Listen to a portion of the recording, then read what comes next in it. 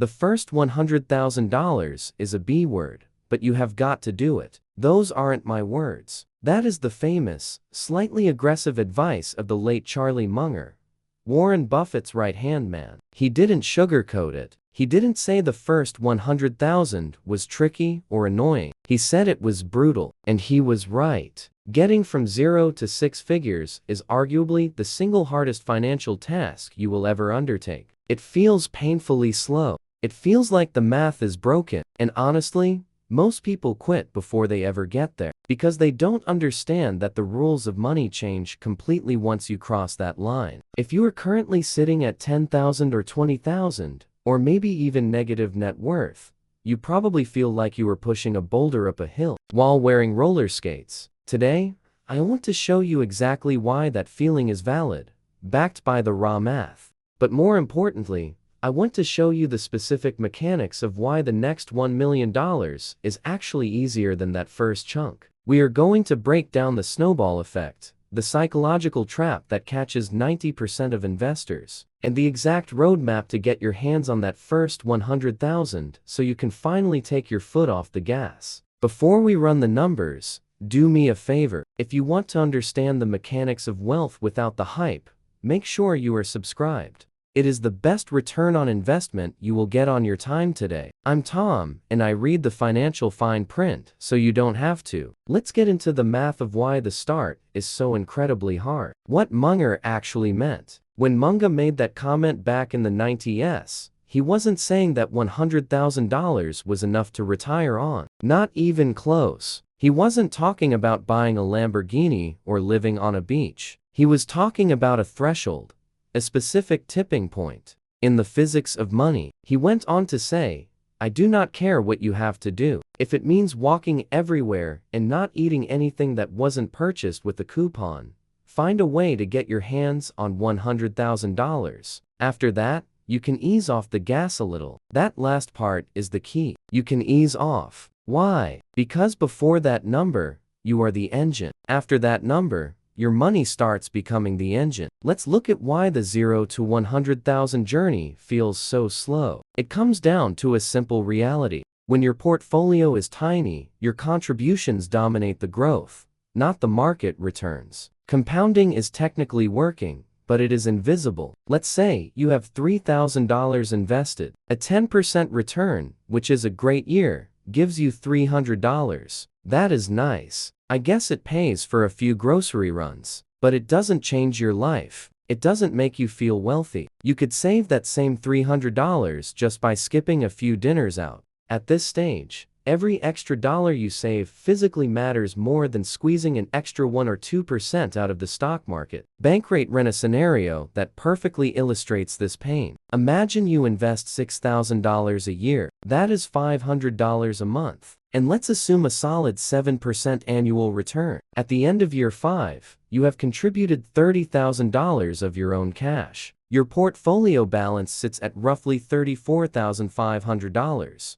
Do the math on that. Only about $4,500 of that total is growth. 85% of the money sitting there came from your own sweat, your own paycheck, and your own discipline. You have been grinding for 5 years, and the market has barely bought you a used car. This is the danger zone. This is where people look at their accounts and say, this isn't working. They see 5 years of sacrifice and barely any passive income, but they are missing the forest for the trees. Here is the thing, the trapdoor that usually causes people to fail right here. It isn't the math. It's the realization that you could have spent that money and had way more fun. You look at that $4,000 of profit after 5 years and think, I could have just bought a nicer car or gone on vacation, and my life would be exactly the same. But if you stop here, you are walking away right before the explosion happens. Because what happens next is not linear, it is exponential. And if you miss the next 3 years,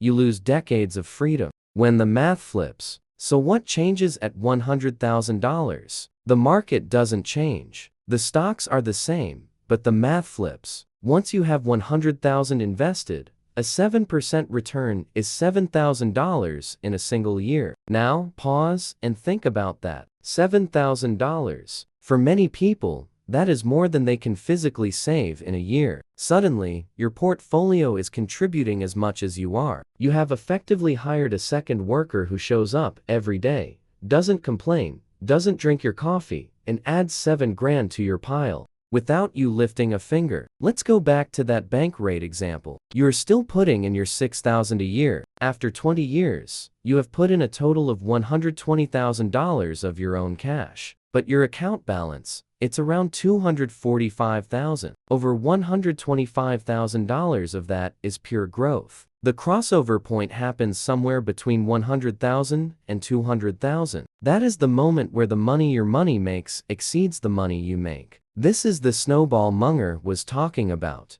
He described compound growth as rolling a snowball down a long hill. You have to push it really hard at the top to get it moving. That is the first 100,000. But once it has mass, gravity takes over. You are just steering it. 4-Pillar Freedom visualized this beautifully by slicing net worth into $100,000 chunks. They found that each subsequent 100,000 arrives faster. Even if you never increase your monthly savings by a single cent, it might take you 7 or 8 years to grind from 0 to 100,000. That is a long time. But going from 100,000 to 200,000, that might only take 5 years. Then going from 200 to 300 might take 3 years. By the time you are looking at huge numbers, you are adding 100 grand to your net worth every couple of years just by waking up in the morning. The $1 million lie. This brings us to a controversial idea. Many people think the hardest milestone is becoming a millionaire. It sounds the most impressive,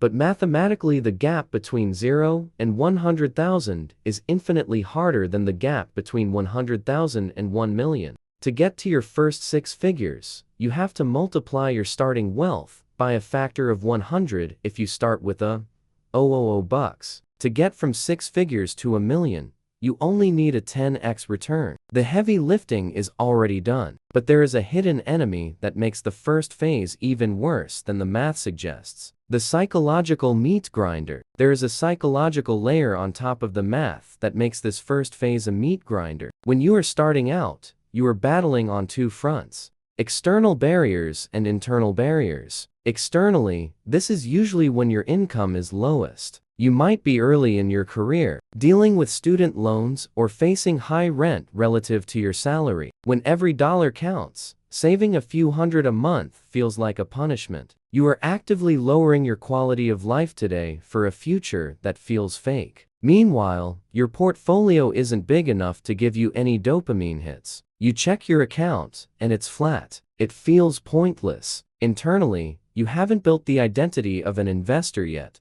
It is easy to tell yourself a story. I'm not good with money. This is too slow. I will worry about this when I make more money. Bankrate calls these the psychological obstacles keeping you from your first 100,000. You have to push through a 5 to 7 year phase, where discipline matters far more than returns. But here is the good news. By the time you hit 100,000, you are a different person. You have built the calluses. You have seen the math work. You have probably survived a market dip or 2 without panic selling. You aren't just richer, you are harder to kill. Recent financial writers have started calling the $100,000 mark the wealth acceleration point. It is the specific level of capital that flips your growth mix from mostly savings to mostly compounding. One article I read recently put it bluntly: the first 100,000 you save isn't just a milestone. It is the point that 90% of people never reach. If you can get there, you have effectively filtered yourself out of the majority of the population who live paycheck to paycheck.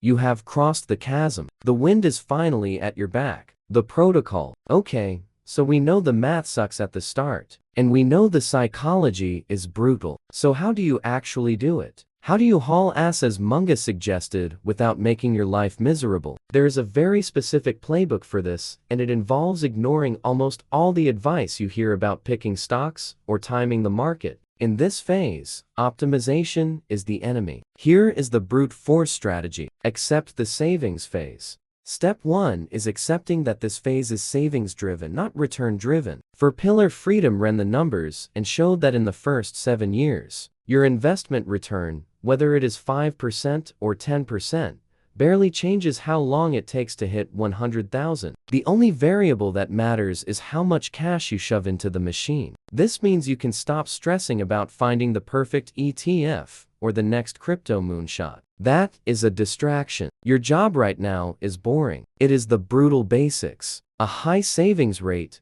avoiding dumb consumer debt, and maximizing your income. You cannot outinvest a low savings rate when you have a small balance. Step 2 is treating this like a non-negotiable mission. Remember Munger's line about walking everywhere and using coupons? He didn't mean you should literally starve. He meant you need to be temporarily extreme. You have to be willing to live below your means for a concentrated period of time to get the snowball rolling. This season of sacrifice won't last forever. That is the key mental switch. You aren't signing up for a lifetime of misery. You are signing up for a 3 to 5 year sprint to build a foundation that will serve you for the next 50 years. If you can lock in a 40 or 50% savings rate while you are young or before lifestyle creep sets in, you can cut that 7-year slog down to 3 or 4 years. The hardest part of going from 0 to 100,000 is that your income is usually at its lowest point. So,